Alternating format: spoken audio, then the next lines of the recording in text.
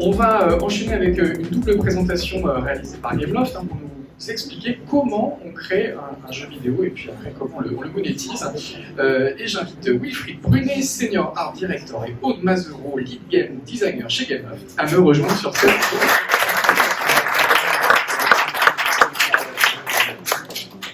Wilfried, Aude, on vous écoute.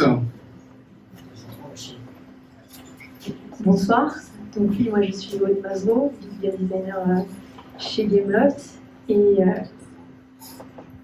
et donc je suis Wilfried Brunet, directeur artistique depuis plus de 6 ans, 7 ans maintenant chez Gameloft. Donc on va vous expliquer un peu notre process de comment on conçoit un jeu vidéo, de l'idée jusqu'à ce qu'il arrive à l'écran. Et on fait pas ça par hasard, c'est pas juste une idée qu'on a dans nos studios. On analyse déjà les top compétiteurs du secteur, on va regarder sur quelle plateforme ils se trouvent, et on va essayer d'identifier un manque, un jeu qui n'existe pas sur un secteur, qui correspond à une audience, et on va essayer vraiment de chercher des idées par rapport à un type de jeu, un genre de jeu qui manque sur le marché en fait.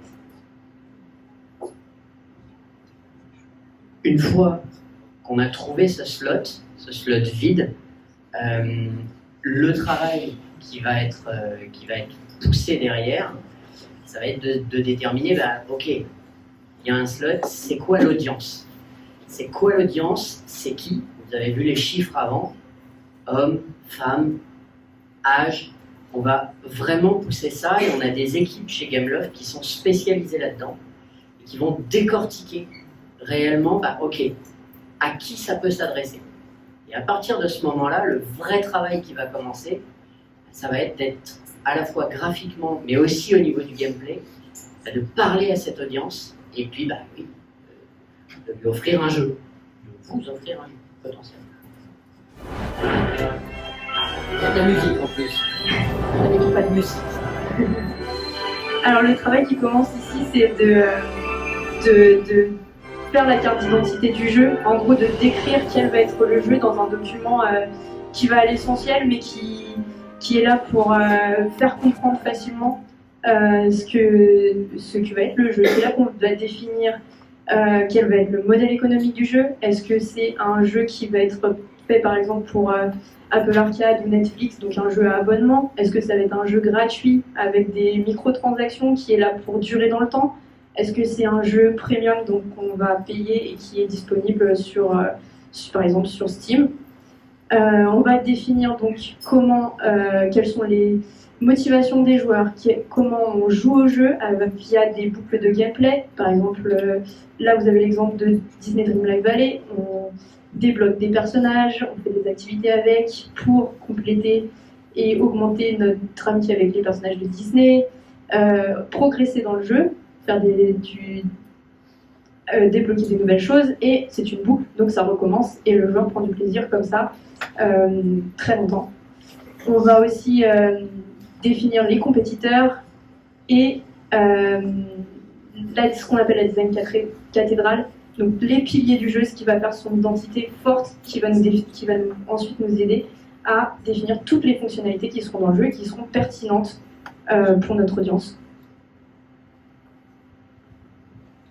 À ce stade-là, on n'a pas encore vraiment tout ce qu'on va mettre dans le jeu. Mais on a cette boucle. Et cette boucle, elle nous dit, en gros, toutes les actions, plus ou moins, que va faire le joueur. En tant que directeur artistique, à ce moment-là, ce qu'on va chercher à faire, c'est à explorer. Alors, on va explorer et ce qu'on va essayer de faire, c'est d'aller le plus loin possible graphiquement.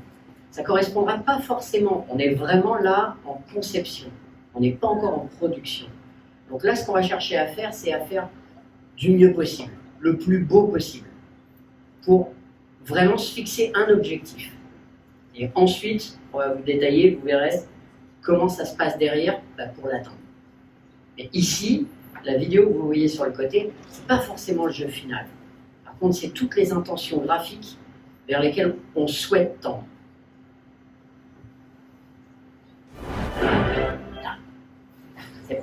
Pas de musique. Donc une fois qu'on a décrit un peu qu'est-ce que va être le jeu, on en fait, on essaye de faire un produit qu'on va pouvoir tester. Et la première chose à faire, c'est vraiment tester l'essentiel. Ça veut dire ne pas rentrer dans les détails, mais vraiment chercher à faire un prototype qui va être jouable et surtout dans lequel on a déjà du plaisir à jouer. Ça, c'est le plus important. On ne commence pas à rentrer dans le détail tant qu'on n'a pas été convaincu que y jouer, ça va être fun. Donc là, on a un exemple de Speedstorm, Disney Speedstorm, où on a vraiment des blocs et déjà on voit que le gameplay émerge et on commence à se dire, bah là, on va pouvoir s'amuser. Comme on le dit entre nous, en règle générale, si un jeu où il n'y a que des cubes et des boules, il est fun à jouer, on peut l'habiller comme on veut derrière. C'est vraiment le mot d'ordre à ce moment-là. Et ensuite, on passe au playtest. On va passer au playtest, et ça, c'est vraiment quelque chose d'assez particulier. En tout cas, chez Gameloft, on a des salles. On va faire venir des joueurs, des gens non-joueurs, des gens moins joueurs. Ben, vous l'avez vu tout à l'heure, tout le monde est joueur en vrai. Et on a des salles avec des caméras, mais partout. Vous imaginez pas. Et on va les faire jouer à nos prototypes. Et on a des équipes qui vont tout décortiquer. Le comportement du joueur, le moment où il a bloqué, le moment où il a compris, le moment où au contraire il était complètement paumé. Et à ce moment-là, on va pouvoir analyser tout ça, décortiquer et se dire, bah ok, ça marche, on garde. Ça marche pas, qu'est-ce qu'on fait? On travaille, on enlève. Voilà. Cette passe de playtest, c'est vraiment fondamental.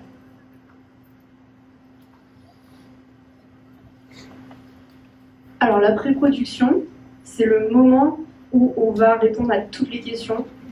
C'est le moment où on va, où, au niveau de la conception, on va tout valider. Il n'y aura plus de questions de design après ça. Et pareil techniquement, c'est-à-dire on va vraiment définitivement choisir le moteur du jeu. Est-ce qu'on fabrique le jeu, crée le jeu sur Unity, sur l'Unreal Engine? On va faire des choix techniques qui vont être définitifs et qui vont du coup avoir un impact sur la production. Quand on parle de moteur de jeu, c'est en gros l'espèce de boîte blanche dans laquelle il n'y a rien, dans laquelle on va vraiment bâtir le jeu. C'est ce qu'on appelle un moteur chez nous. Dans le même temps, une fois que ces décisions techniques sont vraiment gravées dans le marbre, et qu'on sait à qui on s'adresse, qu'on sait sur quelle plateforme on veut aller, on sait quel moteur donc on va utiliser, eh ben, il faut définir le style. Il faut définir le style, et pour ça, il faut que, en tout cas chez Gameloft, on a des studios un peu partout dans le monde, il faut que tous les artistes parlent la même langue et se comprennent. Donc on n'a rien trouvé de mieux que de faire ce qu'on a toujours fait, c'est une Bible. Donc on grave dans la Bible tout ce que les artistes vont avoir le droit de faire et de ne pas faire. C'est valable pour des personnages, comme vous le voyez là, et dans un jeu, c'est valable pour une chaise, une table, un avion, une maison, absolument tout. Parce qu'on est obligé de tout créer. On part vraiment d'une page totalement blanche. Le moteur, c'est une grande pièce blanche, et c'est nous qui allons la remplir. Ah ben c'est un nouveau.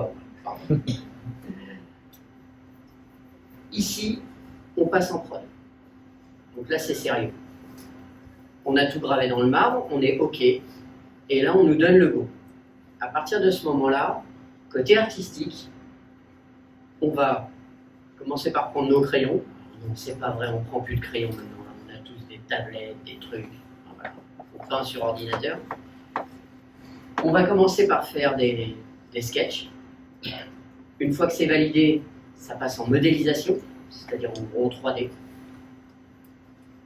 Bien entendu, c'est en 3D, mais ça n'a aucune vie, donc on doit les animer. Et une fois que tout est modélisé, comme je vous ai dit, table, chaise, personnage, voiture, avion, une fois que tout est animé, tout ça va pouvoir être intégré dans le moteur. Et c'est là que le jeu va vraiment prendre vie. Oui, ça veut dire aussi produire tout le contenu et bien sûr en respectant les délais, hein, puisqu'on a déjà défini aussi une deadline. Et c'est vrai que c'est là ça rigole un petit peu moins. C'est à ce moment-là aussi où on implémente concrètement la monétisation dans le jeu.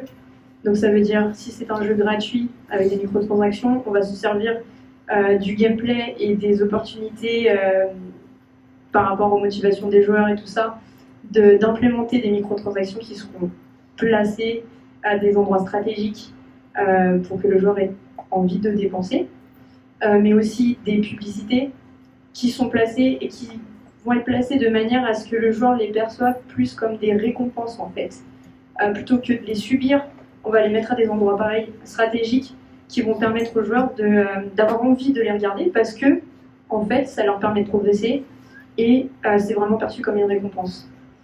Bien sûr, c'est aussi durant cette phase de production, de création du jeu, que l'on prend en compte l'aspect juridique. Donc, comme expliquait Wilfried, on va créer des concepts, les implémenter. Tout ça, il faut prendre en compte le délai de vérification de notre secteur, enfin de notre juridique, qui va passer sur tout ce qu'on produit, tout ce qu'on crée, du concept à l'asset final, mais aussi s'assurer qu'on est respectueux de l'âge de notre cible et de la protection des données des utilisateurs. Vraiment, c'est une très grosse phase. Oui, chez Gameloft, c'est valable pour d'autres, hein, bien entendu. Mais c'est vrai que rien ne sort sans que ça ait été validé et vérifié. Et en effet, c'est un point qui est vraiment primordial pour nous. Que ce soit juste un gros plaisir pour les joueurs et ceux qui se disent moins joueurs de jouer à nos jeux.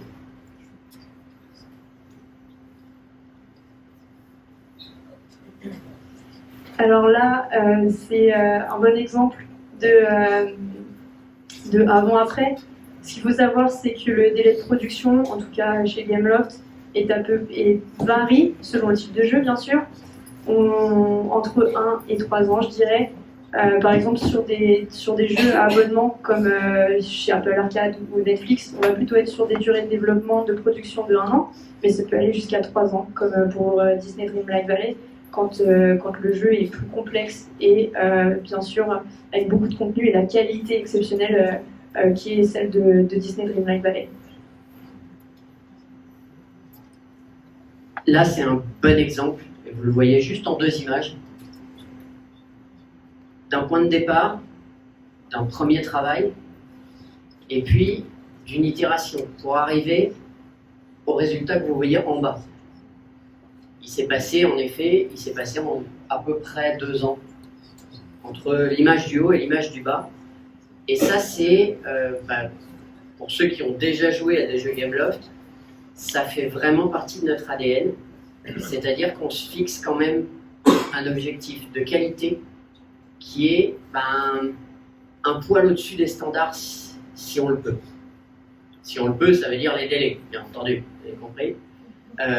Et ça, c'est vraiment une des choses qu'on vise en permanence chez Gameloft, quelle que soit, on va dire, la typologie de jeu. Que ce soit nos propres licences, comme Asphalt, ou des jeux pour Disney, pour Lego, comme on a pu en produire, pour Marvel, comme on a pu en produire également. Et voilà, notre objectif à chaque fois, c'est que ils soient contents et qu'ils reviennent. Normal. Et pareil pour les joueurs.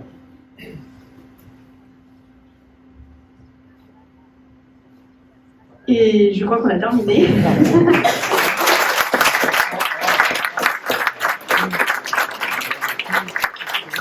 Aux applaudissements. Je crois que Hugues s'est absenté quelques instants. Il est revenu, alors on va évidemment les remercier. On a bien compris, effectivement, merci beaucoup, la complexité de création d'un jeu, 3 ans de production pour ce jeu, et cet équilibre à trouver entre la dimension artistique et créative et la dimension industrielle et informatique.